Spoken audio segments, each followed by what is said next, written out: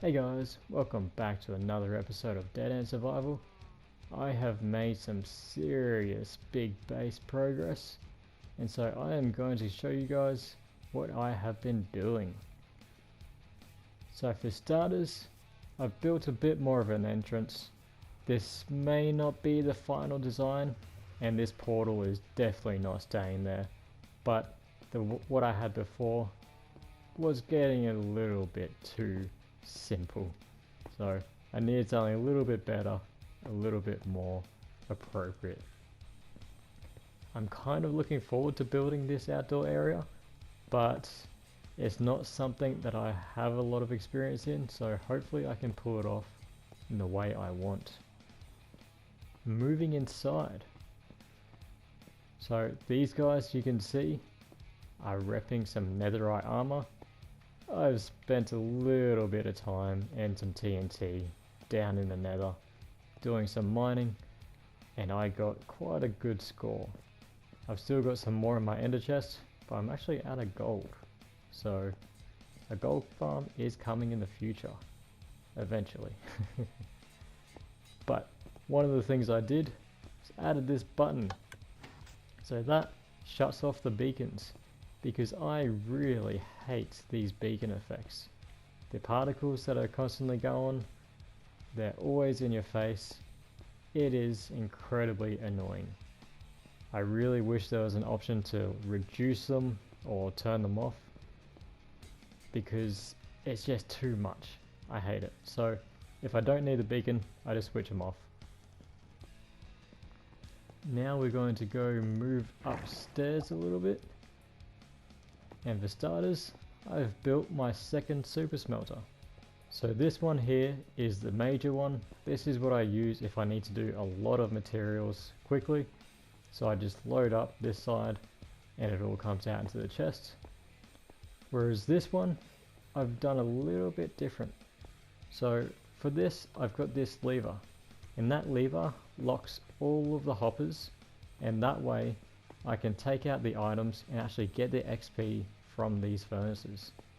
So this is more of a constantly running design, but I need to get some farms to kind of fill it up and have it constantly running to actually do that. But this is also good if I need to just do a few things. So I can come here, throw in a few things, and it'll come out into this chest. But I am quite happy with the design and the use of these little detail blocks. I think it looks quite cool. So that is the secondary super smelter. On to the next floor now. We've got a bamboo farm.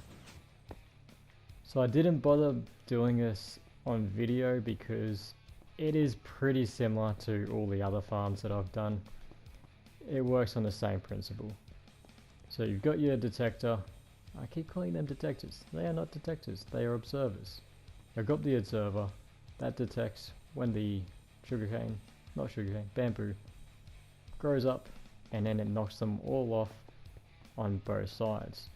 And those observers are linked in the middle. And that single row of observers powers all of the pistons, which is a perfect size for it. The one different thing in this is I don't have the water stream. So I've actually got rails running underneath these blocks. And that's just because these tend to fall straight down because of how large they are, and you don't always get them in the water stream. So by having them just drop exactly where they are and get picked up by the rails, it's a little bit more efficient. And then I've got them going into the storage system on the floor below, and that is in behind here. So thankfully this is here and it is hiding that, because otherwise I would not have had room. And I should be able to hide it on this side when I decide to do the farm here, which will probably be a kelp farm. So you might be able to see in there, but I have actually sealed up the creeper farm now. So all the way around it, I've got these black blocks where the glass will be, and then the white blocks at the back. Well, almost all the way around. So on this side, there's still a little bit I need to do. And I never actually did do a rates test on this creeper farm. And I did a very, very brief test in the AFK spot, which is going to be at the top. And it's actually better than I thought. I thought it was rubbish and I was just getting some. But the creeper farm gets as much gunpowder as the iron farm gets iron, which is actually pretty impressive for bedrock. So it's a shame more people don't watch these episodes, because a lot of people really want a creeper farm in bedrock, and you know, they don't know how to build them, or you know, don't know where to start, or it's not sure if it's worth it. But this farm is pretty simple. I've got a hole in here. It does take a fair bit of materials and time to make, but I think it's absolutely worth it. And yeah, it's a real shame that more people won't see it.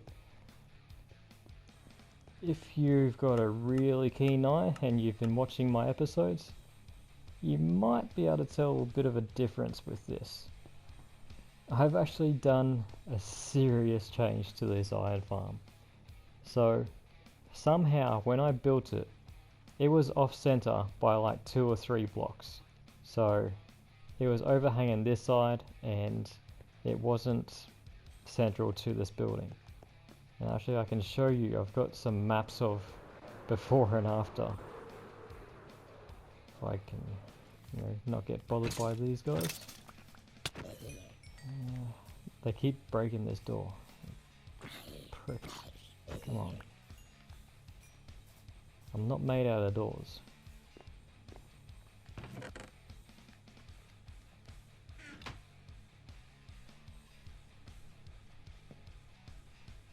So as you can see, this is one of the older maps, and that is really not central to the tower at all. But now it is perfectly central and it fits very, very nicely. So if we go up, the other thing I had to do, because this is not a 3 or a single spot middle, this is a 4 block center. So I had to turn the 3 block in the middle to 2 blocks. So 4 in total versus 9. And you can actually see it better from up here. So yeah, now the golems fall into a 2x2 instead of a 3x3. And that's just so everything is nice and symmetrical, because my next farm up here, I'm going to need the symmetry. And yes, it was quite a lot of work to recenter this entire thing. Especially because of these little bastards. They are a pain in the butt. I broke one of the blocks and somehow they just ended up on the ground, just down there. So yeah, that was a real pain in the ass. But they're nice and neat in the wall now as well. I do lose a little bit of room in the size of the farm, but you know, it's not that much less, and I'm still getting good spawns, good drops. You can see the golems fall in, die, and their items go in, no different than before. So they are all the changes I made above ground. Now let's take a look down here. This is something special. So yeah, you guys know my trading hall. And you should have seen in the last couple of episodes, I've been digging through here to get down to my slime farm, but that is no more. So this is still a nice solid landing spot, but we have a secret grotto. I'm pretty happy with this. This is not something I normally do. I'm not someone who just builds things, you know, out of pure cosmetic reasons or just, you know, to make an area look good. But I thought, you know what, a grotto would be really cool down in this basement area. And this is what I came up with.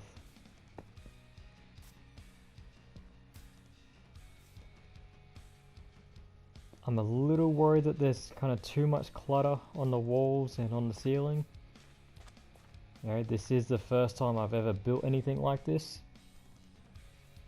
but I think it works. You know, maybe I'll change some of the cobblestone with mossy cobblestone and add some vines on the wall, but overall I'm really happy with how this turned out. So yeah, bit of colour in here with the coral and all the other little greeneries. And even though it doesn't look very well lit up, I've only got a few lights here and there. I'm actually not getting anything spawn here, which is pretty good. And you can see we do have a waterfall. Now I'll show you, there is actually a secret kind of way in.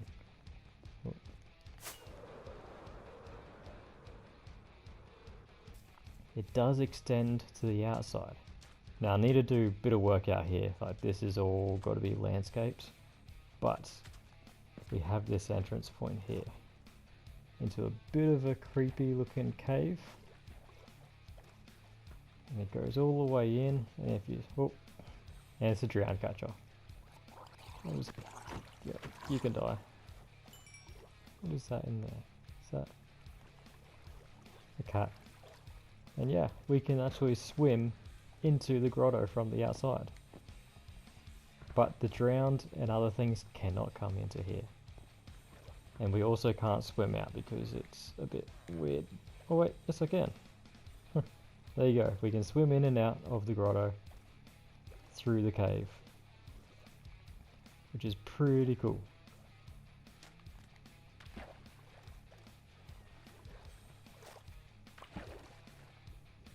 So let me know what you think of this. Is it too much? You know, do I need to kind of change some of the blocks on the side? You know, what else can I do to improve it? Any feedback you provide is really awesome.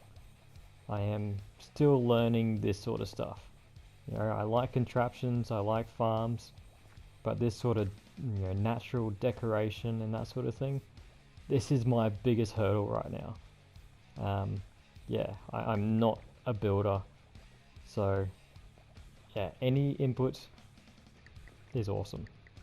I've added a beacon, another beacon, so I've got 2 beacons now, and I've got a bit of an idea as to what I want to do.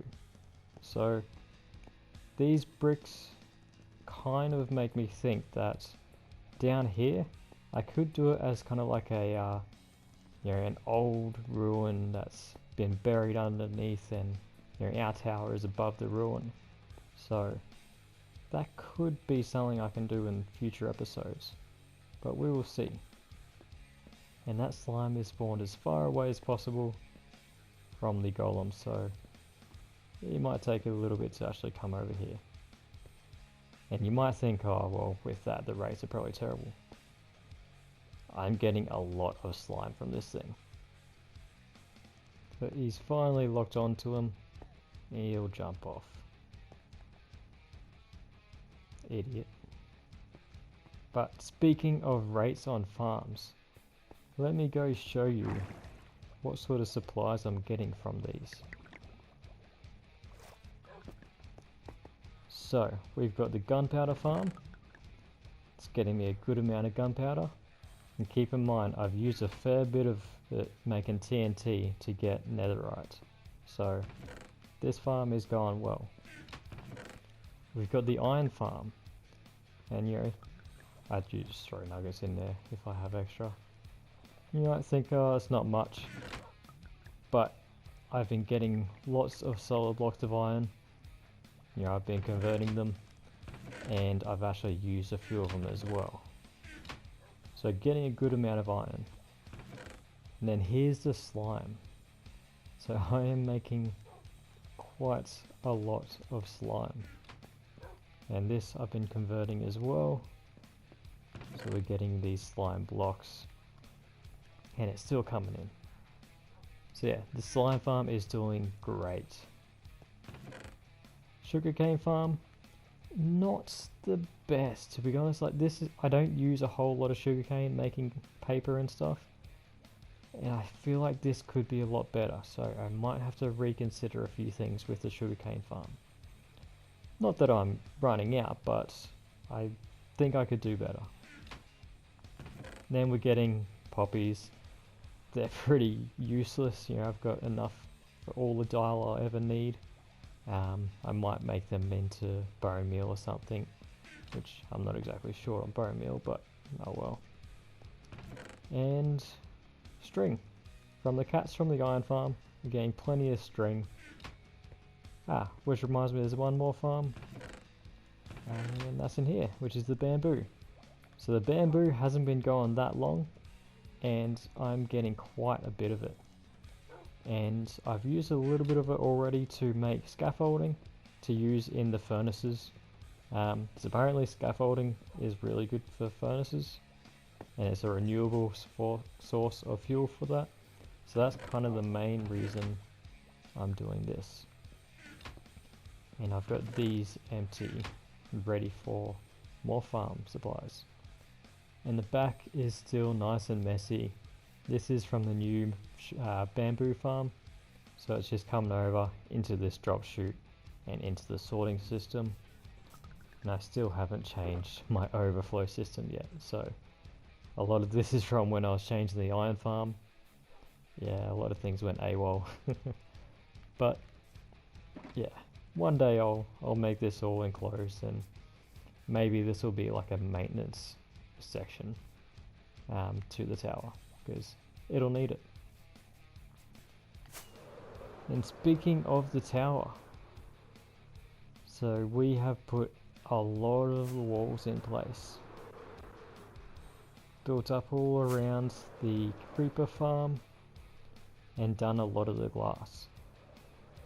And we are almost at that right level with the white walls. Anyway guys, I hope you really liked this episode. I appreciate you all watching. I know there's not that many of you, but let me just tell you, like, I really do appreciate the few people that are watching these. It means more than you think. And I hope that each episode is getting better. I hope my editing's better, my speaking, and all that sort of thing. I think this episode should have a lot less cuts, because I seem to do better at talking. A lot of times I'm just cutting back and forth, and yeah, the videos kind of end up a little messy because I don't know how to speak. But this episode, I think, was good. But that's it for today guys. Thank you again. I hope you're having a good day, and I'll see you all next time.